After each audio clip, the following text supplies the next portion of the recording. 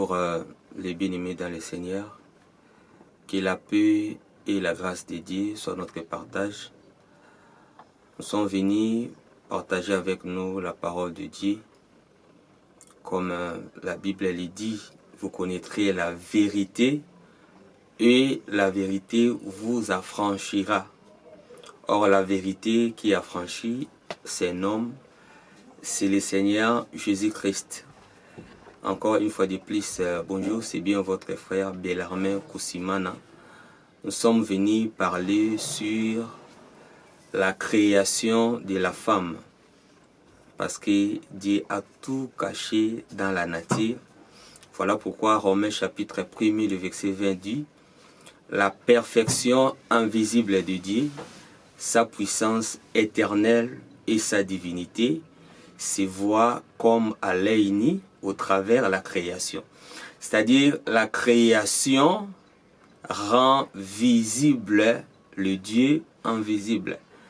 Alors nous allons découvrir par rapport au texte que nous allons lire quelle est la pensée de Dieu cachée dans les Écritures. Nous prenons notre texte. Nous sommes dans le livre de Genèse, le chapitre 18. L'Éternel Dieu forma de la terre tous les animaux de champ et tous les oiseaux du ciel. Il le fit venir vers l'homme pour avoir comment il les appellerait, afin que tout être vivant portât les noms que lui donnerait l'homme. L'homme donna des noms à tous les bétails, aux oiseaux du ciel et à tous les animaux de champ.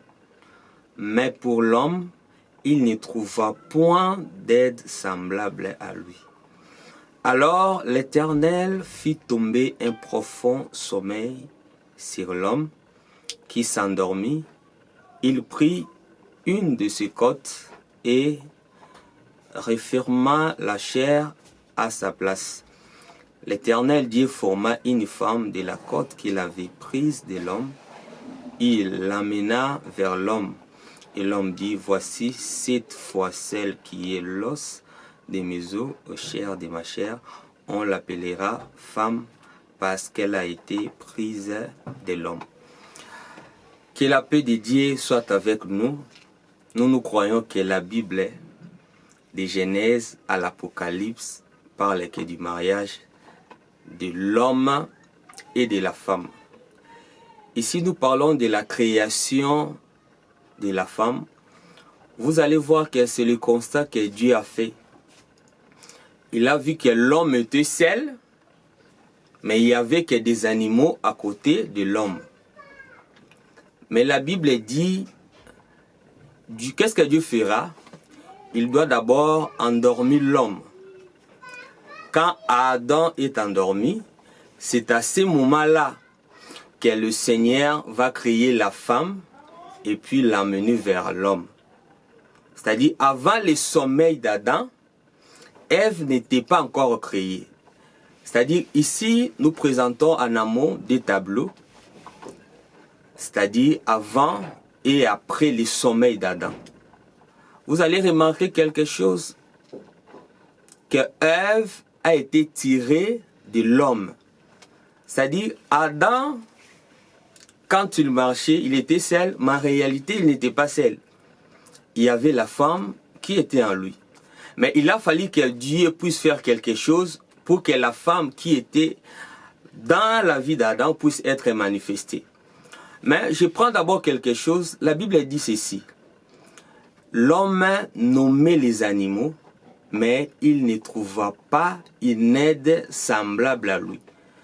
C'est-à-dire, on ne peut pas parler de trouver si l'homme n'avait pas cherché en amont. C'est-à-dire, Adam cherchait, mais en cherchant, il n'a pas trouvé une aide semblable à lui. Il voyait que les animaux. Mais après le sommeil, Adam verra maintenant Ève. Cela veut dire quoi? Avant le sommeil, c'est tout le temps que Dieu cherchait à créer l'homme. Ou bien que Dieu cherchait les vrais adorateurs. Parce que le langage de la Bible est très simple, il suffit seulement d'avoir l'explication. Parce que les animaux que Adam donnait les noms, représentait tous les hommes qui existaient avant la mort de notre Seigneur Jésus-Christ. Parce que le sommeil dans la Bible, ce n'est pas le sommeil comme nous pensons. C'est très simple. Un jour, on a informé Jésus que Lazare était malade. Et après quelques jours, Lazare est mort. Mais au lieu que le Seigneur Jésus-Christ puisse dire à ses disciples, allons ressusciter Lazare, qu'est-ce qu'il a dit? Il a dit, allons pour réveiller notre ami Lazare qui dormait. C'est-à-dire, ce que le Seigneur Jésus-Christ appelait sommeil, c'était la mort. Parce qu'en réalité, dans la pensée de Dieu, quand nous parlons d'Adam, il ne s'agit pas vraiment d'Adam. Parce que le véritable homme, c'est le Seigneur Jésus-Christ. Parce qu'Ève aussi était l'ombre des véritables femmes qui est l'Église. Parce que nous parlons ici de la femme et de l'homme. En d'autres termes, nous parlons de Jésus et de son Église pour être très clair. Mais pour que l'Église qui est la femme puisse être manifestée, il faut que l'homme puisse dormir. Or, le sommeil de Jésus, c'était sa mort sur la croix de Golgotha. C'est-à-dire, quand Jésus est monté sur la croix, en réalité, il était parti endormir pour que la femme qui est l'Église puisse être manifestée. Mais vous allez voir qu'avant la manifestation d'Ève, il y a d'abord les animaux. Or, dans la pensée de Dieu, les animaux-là représentaient tous les Élis, permettez-moi de les dire, avant l'œuvre de la croix. C'est-à-dire, avant l'œuvre de la croix, la femme n'était pas manifestée. Ou en d'autres termes, avant l'œuvre de la croix, Dieu n'a pas trouvé les vrais adorateurs. Voilà pourquoi un jour, Jésus-Christ dira, il dit quoi? Il dit, les oiseaux ont des nids et les renards ont des tanières. Mais le Fils de l'homme n'a pas où mettre sa tête. Or, quand Jésus disait ça, c'était une déclaration d'un célibataire qui cherchait une femme. Parce que Jésus lui-même sait que l'homme met sa tête sur les cuisses de sa femme. C'est très simple. Là, il faut appeler notre frère Samson. Parce que Samson mettait sa tête sur le jambe de sa femme qui était Delilah. C'est-à-dire, quand Jésus disait que je n'ai où mettre ma tête, en d'autres termes, c'était un célibataire qui était à la recherche de la femme. C'est ça, Adam, qui donnait les noms aux animaux, mais pour lui, il ne trouva pas une aide semblable à lui. En réalité, qu'est-ce que nous voulons vraiment dire? Les soucis dans cette prédication, c'est de donner d'abord l'importance de l'œuvre de la croix. Parce que sans l'œuvre de la croix, nous ne serons pas aujourd'hui appelés fils de Dieu. Parce qu'il y a un seul homme qui a donné naissance à une femme. Ce n'est que le Seigneur Jésus-Christ. Voilà pourquoi, si on vous présente une autre personne en dehors de Jésus, bien aimé, là, vous devez vous attendre à un autre paradis, si je peux dire ainsi. Parce que la paix que nous nous attendons, la paix là, c'est le Seigneur Jésus-Christ. Parce qu'il a dit, venez à moi, vous tous qui êtes fatigués, chargés, et je vous donnerai du repos. C'est lui notre repos. Alors, en dehors de Jésus, il n'y a pas un autre homme. Voilà pourquoi nous sommes des fois déçus par rapport à nos frères et qui consomment un Américain. Nous consommons Jésus. Si vous voulez avoir les salis se trouvent dans le nom de Jésus. Alors, quand Adam s'est endormi, c'est à ce moment-là que le Seigneur va créer la femme. Il y a un mouvement après la création. Dieu prendra maintenant la femme pour le présenter vers l'homme. Ces mouvements aussi, c'est un acte prophétique. Mais pour être concis, nous voulons d'abord dire ceci parce que ce n'est que l'introduction de notre enseignement sur la création de la femme. Vous allez voir que le sommeil d'Adam a donné comme conséquence l'apparition de la femme. Bien aimé, en dehors de Jésus, vous et moi, on ne serait pas appelés enfants de Dieu. Si nous sommes aujourd'hui enfants de Dieu, c'est à cause de l'œuvre de la croix qui nous a justifiés. Parce que nous étions tous morts au travers le péché d'Adam. Voilà pourquoi le Seigneur Jésus-Christ a dit à la femme samaritaine, les vrais adorateurs adoreront le Père en esprit. C'est-à-dire, tout le temps que le Seigneur Jésus-Christ prêchait, tout le temps de la loi, il n'y avait pas de vrais adorateurs. Mais c'est l'offrande de Jésus-Christ, c'est la mort de Jésus, c'est le sommeil de Jésus qui est le véritable Adam, qui nous a justifiés. Parce que Jésus-Christ sur la croix, c'était l'offrande qu'on présentait pour expier nos péchés. Nous étions loin. Parce que quand on parle de l'œuvre de la croix, peut-être les gens disent l'œuvre de la croix, c'est quoi? Bien aimé, en réalité, on avait tout perdu. Parce que nous sommes pèlerins sur la terre. On n'avait pas la vie éternelle. Mais pour avoir la vie éternelle, il a fallu que le monde puisse donner l'offrande, afin que l'offrande là puisse expier les péchés. Or, tout ce que les hommes ont donné comme animaux n'avait pas chassé les péchés, n'avait pas amené la purification. Voilà pourquoi la Bible dit, si la purification était possible avec les sacerdoces lévitiques, on n'allait pas aujourd'hui parler des sacerdoces royales. C'est-à-dire tous les animaux qu'on donnait, les animaux qu'on a offerts tout le temps de la loi, n'a pas justifié l'homme. Mais l'œuvre de la croix, l'offrande de Jésus, le sommeil de Jésus nous a justifiés, nous a rachetés, nous étions vendus. Mais le Seigneur Jésus-Christ, au travers l'œuvre de la croix, nous a rachetés pour que nous soyons aujourd'hui appelés enfants de Dieu. Voilà pourquoi c'est étonnant si nous adorons les hommes à la place de Jésus. Parce que le Seigneur Jésus-Christ est l'offrande que Dieu a agréée pour que nous soyons, nous, aujourd'hui, sa femme manifestée. Vous allez voir, un jour, le Seigneur avait demandé à Abraham. Le Seigneur voulait vérifier si Abraham l'aimait, si Abraham craignait Dieu. Alors, Dieu va demander à Abraham son fils, son unique, c'était Isaac. Alors, comme Abraham était aussi une personne qui craignait le Seigneur, Abraham a pris ce serviteur et son fils, Isaac, il devait normalement offrir à Dieu. Alors, une fois sur la montagne, Abraham a aussi dressé l'autel et il a dégoté son fils et puis l'a posé sur l'autel.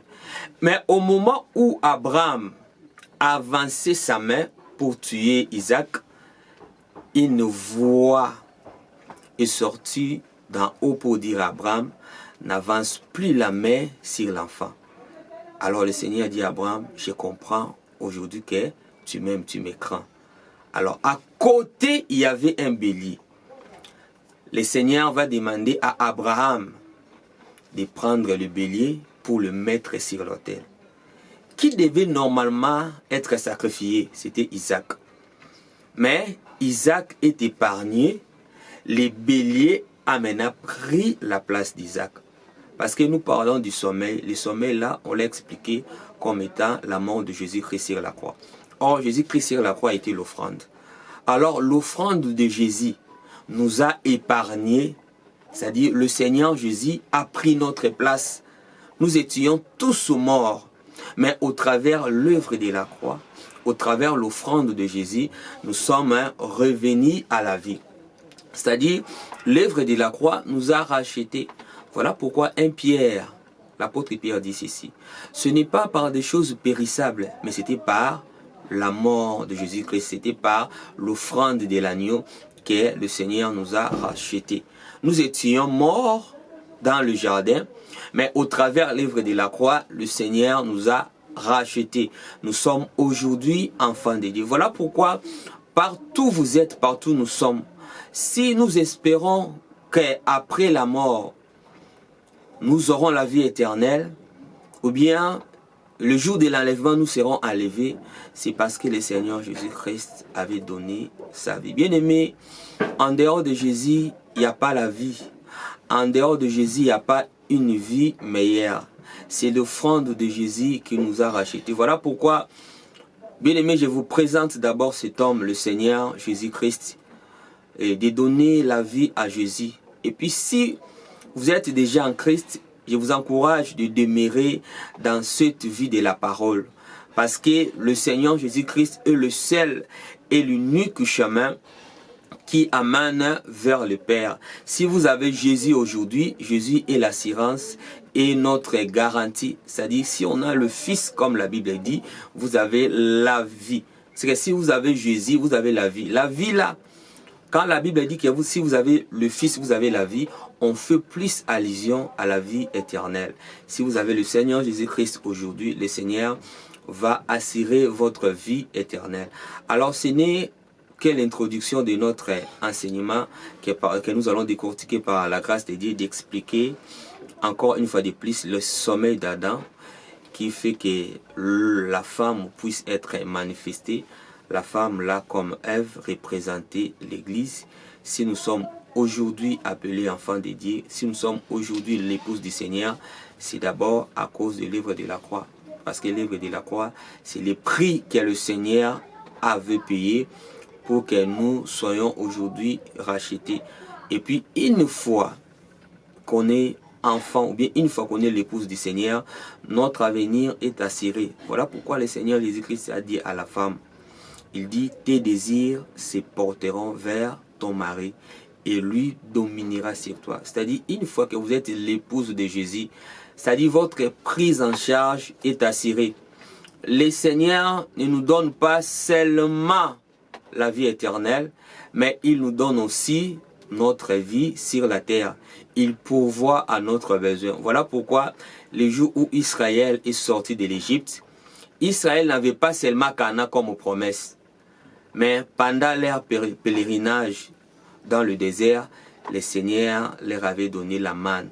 C'est-à-dire Jésus nous assure la vie future, mais aussi la vie actuelle. Présentement, la prise en charge est assurée. Même si vous êtes en train de passer des moments difficiles, vous devez toujours vous accrocher à la parole de Dieu. Le Seigneur ne ment jamais. S'il y a un homme responsable, ce n'est que le Seigneur Jésus-Christ. Il est capable de vous prendre en charge. Il est certes que la vie a des campements. Chaque campement a une réalité. Mais si les moments semblent être un peu compliqués, donnez toujours votre vie en Jésus. Parce qu'il est écrit, les ténèbres ne régneront point pour toujours. La souffrance aussi fait partie des promesses que le Seigneur nous a données. Il a dit aux disciples, vous aurez dans les siècles à venir la vie éternelle, dans le siècle présent le centuple, mais la Bible souligne avec des persécutions. Les persécutions là font partie de l'épreuve que nous sommes en train d'endurer pour tester aussi notre foi. Alors l'œuvre de la croix nous a appelés, nous qui étions jadis éloignés, mais par l'œuvre de la croix, nous sommes maintenant aujourd'hui appelés enfants de Dieu, fils de Dieu. Donc, le sommeil d'Adam était la préfiguration de l'œuvre de la croix. La manifestation de la femme, en d'autres termes, c'est la résurrection de la femme qui était décédée dans le jardin. Parce que quand Adam a péché, c'était la mort de la femme. Mais le Seigneur Jésus-Christ était venu pour rendre la vie, pour donner la vie à la femme qui avait perdu sa vie dans le jardin. C'est-à-dire l'œuvre de la croix nous a encore donné la vie. Voilà pourquoi, chers bien-aimés, nous vous prions de continuer à demeurer dans la parole. Et ceux qui n'ont pas encore donné leur vie en Jésus, c'est le moment, il ne faut pas attendre demain parce qu'on ne sait pas demain ce que l'avenir nous réserve. Alors, donnez votre vie à Jésus. Si vous avez donné la vie à Jésus, lui va assurer la vie future, c'est-à-dire vous aurez la vie éternelle. Mais pendant notre voyage sur la terre, le Seigneur pourvoira à nos besoins. Que la paix et la grâce de Dieu soient notre partage au nom puissant de Jésus-Christ. Nous allons encore revenir pour décortiquer encore une fois de plus notre thème, expliquer les mouvements que le Seigneur a fait de prendre la femme pour la présenter à l'homme. C'est un acte prophétique qui explique aussi l'enlèvement. Que la paix du Seigneur soit avec nous. Merci beaucoup.